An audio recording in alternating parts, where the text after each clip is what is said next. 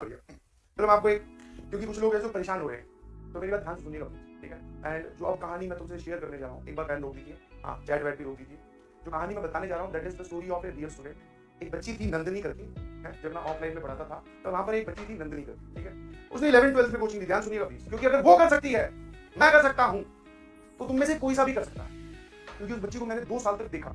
मेरी बात ध्यान सुनना, 11th और 12th में वो दोनों साल पूरे साल ऑफलाइन में आई, और जिसको बोलते हैं ना हार्ड वर्किंग, हाँ रेगुलर स्टूडेंट थी हमेशा। कभी मैंने ऐसा नहीं सुना कि वो एब्सेंट है, कभी ऐसा नहीं देखा कि वो डाउट रूम में डाउट पूछने नहीं आई, आती रही।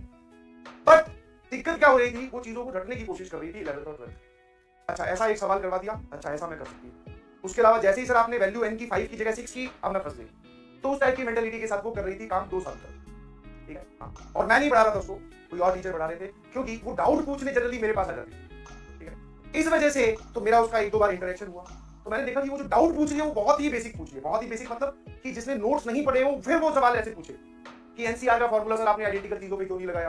ये तो बहुत बेसिक है, एनसीआर का फॉर्मूला आइडेंटिकल पे नहीं लगता, समझ में आया?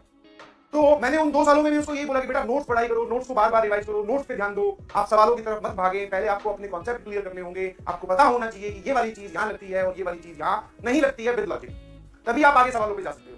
आपको अभी पता ही नहीं है कि क्या करना है और आप लगे हुए हो, तो जवाब गलत ही आएगा, और अगर सही आ रहा है तो आपका तुक्का फिट बैठ रहा है, और तुक्के के बेसिस पर जेईई मेंस और एडवांस क्लियर होगा।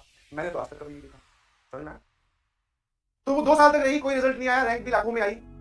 अगली साल जब ड्रॉप करने की बारी आई, तो फिर से उसके पेरेंट्स आए, बोले कि सर हमने 2 साल यहीं पढ़ाया था इसको, इसका कुछ हुआ नहीं, आप क्या बोलते हो कि इसको प्राइवेट कॉलेज में डाल देना चाहिए या फिर इसको तैयारी करनी चाहिए। तो उसकी 2 साल की परफॉर्मेंस देखकर मेरे दिमाग से या मुंह से जो पहला शब्द निकला, मैंने कहा इसको प्राइवेट कॉलेज में आप एडमिशन दिलवा दो, कोई इशू नहीं, बिकॉज जो रिक्वायर्ड है वो मेहनत ये नहीं कर पाई, या फिर ये उस लाइन पे नहीं सोच रही है, हम इसको समझा रहे हैं बार बार।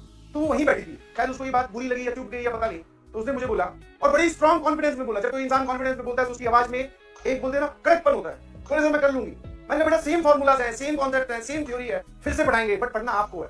बोली सर डन। और उसने मेरे से सीरियस होकर पूछा कि what is the change that you want to see in me, तो आप क्या चाहते हो कि मैं इस तरीके से पढ़ूं, जैसा आप बोल दोगे वैसा ही करूं। मैंने कहा ठीक है, जैसा सबको ज्ञान दिया जाता है वैसा भी उसको दिया, बट मेरे दिमाग में 100% डाउट था। मैंने तो उसके पेरेंट्स को भी बोला, मैं मत आप ड्रॉप करवाइए, इसको बढ़िया किसी प्राइवेट कॉलेज में एडमिशन दिलवा दो। पर वो नहीं मानी, उसकी जिद थी कि यहाँ करना है फ्रॉम डे वन। इस बार मैं पढ़ा रहा हूँ, अच्छा मेरे पढ़ाने से और किसी और के पढ़ाने से कुछ इसका लॉजिक नहीं, सेम सामने वाले की मेहनत पे डिपेंड करता है, ठीक है। इस बार वो मेरे ही बैच में थी, तो अब मुझे पता था कि ये डाउट जब पूछेगी तो मैं इसको तुरंत नोट्स पे ले जा सकता हूँ। इसने ऐसे पूछा कि सर ये वाला सवाल नहीं सॉल्व हुआ, तो मैं तुरंत बोलूंगा कि तेरे से वो वाला सवाल सॉल्व हुआ था क्लास में, समझ में आया था? बोले हाँ सर, तो ये वही तो सवाल है, बस डाटा ही तो चेंज किया, समझ में आया? तो वो through out the session hard working रही, क्योंकि वो हार्ड वर्किंग और सिंसियर पहले भी, ठीक है। क्लास नाम मिस करना, रेगुलरली आना, नोट्स बनाना, ये सब आदतें उसमें पहले भी थी। अब सिर्फ उसने एक छोटा सा चेंज किया, दैट इज कि अपनी नोट में लिखी हुई बातों को सीरियसली समझकर फिर सवालों पे जाना, दिमाग बंद करके सवालों पे जाना नहीं। अच्छा हाँ सर पढ़ लिया चलो सवाल करते हैं, नहीं जी, इससे तो आप डिमोटिवेट हो रहे। समझ पा रहे हो नहीं समझ पा रहे? और जब मैंने बोला कि बेटा अब आप ध्यान रखना, पूरे साल में आपको सिर्फ एक ही चीज करनी है कि नोट्स का जो भी मैं बात पूछूं, हटाओ सवालों को, बोर्ड्स मतलब ये मॉड्यूल के सवाल बाद में पूछूंगा, मैं जब ये पूछ लूं कि बेटा वहां पर वो सवाल करवाया था उसका लॉजिक क्या है वो क्लियर होना चाहिए। बोले सर डन, आप पूछ लीजिए। और शुरू के 10-15 दिन में उसकी 2-3 बार मुझसे मुलाकात हुई इसी सेशन को लेकर, और उससे 2-3 बार पूछा मैंने, 1-2 बार अटकी भी, और उसको समझ में आ गया कि ये मास्टर तब तक नहीं छोड़ेगा जब तक मैं नोट्स ढंग से ना पढ़ूं, समझ में आएगी। और फिर उसको ये बात खुद अपने आप समझ में आ गई कि अगर हमारे पास हमारे नोट्स में लिखी हुई एक एक बात हमें क्लियर हो और हमारे नोट्स सटीक तरीके से बने हुए हो, तो अगर कहीं से रैंक आ सकती है, कहीं से भगवान के दर्शन हो सकते हैं, कहीं से आईआईटी जेईई में जाने का रास्ता खुलता है, तो वो नोट्स ही है। खूब मेहनत की, खूब पढ़ाई की, लॉजिकली जब आपको एक बार लगने लगता है, आप एक बार वो चीज पकड़ लेते हो कि अच्छा इस पे ये नहीं करना था, ये करना था, इसका कारण ये है, तो आपको मजा आने लगता है, समझ में? आपको फिर मजा आने लगता है, हाँ यार इस बार मैंने सोच लिया, अगली बार और सोच लूंगा। एक सवाल में, फिर 2 सवाल में, फिर 10 सवाल में, फिर हर एक सवाल में आप ऐसा ही करो। और जब आप ऐसा करते हैं तो आप कॉन्सेप्चुअली स्ट्रांग होते हैं, और कॉन्सेप्चुअली जब कोई इंसान स्ट्रांग होता है तो फिर फर्क नहीं पड़ता कि आपके सामने मेंस का सवाल है कि एडवांस का सवाल है, समझ में? और फाइनली जब जेईई की रैंक आई तो जेईई में थोड़ी सी पीछे रैंक आई, 17-18 हजार के करीब, बट मेंस में बहुत तगड़ा पूरा। और आई वाज एक्सपेक्ट, मतलब क्या बोलते हैं उसको, सरप्राइज। मैं कह रही यार गजब, पर थ्रू आउट द सेशन मैंने देखी थी, I was very much confident भी था कि इस बार ये फोड़ देगी, और जबरदस्त फोड़ा।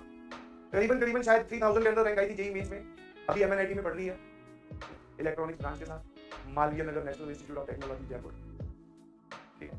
तो मैं ये नहीं बोल रहा हूं कि भैया ये जस्ट एक एग्जांपल है टू बूस्ट योर सेल्फ, अपने आप को मोटिवेट करें। और दूसरा सबसे इंपॉर्टेंट बात है बेटा, नोट्स में जो बात लिखाई जाए सबसे पहले वो क्लियर होनी चाहिए। डीपीपी, मॉड्यूल, एनसीईआरटी वो सब लाइन में बाद में आते हैं, और आप इसकी कीमत पता नहीं जानते हैं कि नहीं जानते हैं। इनफैक्ट बहुत सारे लोग तो बना भी नहीं रहे notes, I know very well. In fact यहाँ पर क्या, जब 30 बच्चों की क्लास होती थी सामने, उन 30 में से सिर्फ 20 बना रहे होते थे, तो वहां भी बोलते ना गड़बड़ कर जाते थे। सर लिख तो लेंगे, प्रॉपर होते होंगे तो अलग ही कौशल होते हैं जिसको आप बोलते हो, सर लिखा तो हुआ है। अबे अगर उसी लिखे हुए से तेरा भला होता तो अब हो जाना चाहिए।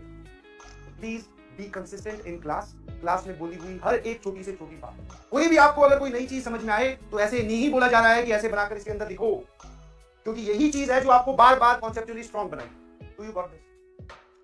और आपके नोट्स अगर वैसे ही हैं जैसे मैंने यहाँ छपवा रखे हैं तो उससे भी कोई फायदा नहीं, क्योंकि जितने ज्यादा इस टाइप के बादल आपकी कॉपी में बने हुए होंगे उतने उतनी चीजें आपने खुद सीखी क्लास में पढ़कर, और वो आपने वहां लिख दी ताकि ये याद करे एंड तक।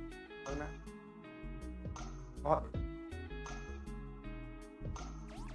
हाँ, शाम को जब आप रिवाइज करने बैठो तो चाहे नोट बनाओ या रिवाइज करने बैठो तो ये सब लिखा करो उसमें, आज ऐसा बोला था, बिकॉज आज बताई हुई बात शाम तक कोई नहीं भूलता, आज बताई हुई बात 10 दिन बाद में हर कोई भूल जाएगा। पर सर मुद्दा तो 10 दिन का ही नहीं, हमें तो जेई मेंस देना है, जेई एडवांस देना है आज से करीबन 1 साल या 1.5 साल के बाद।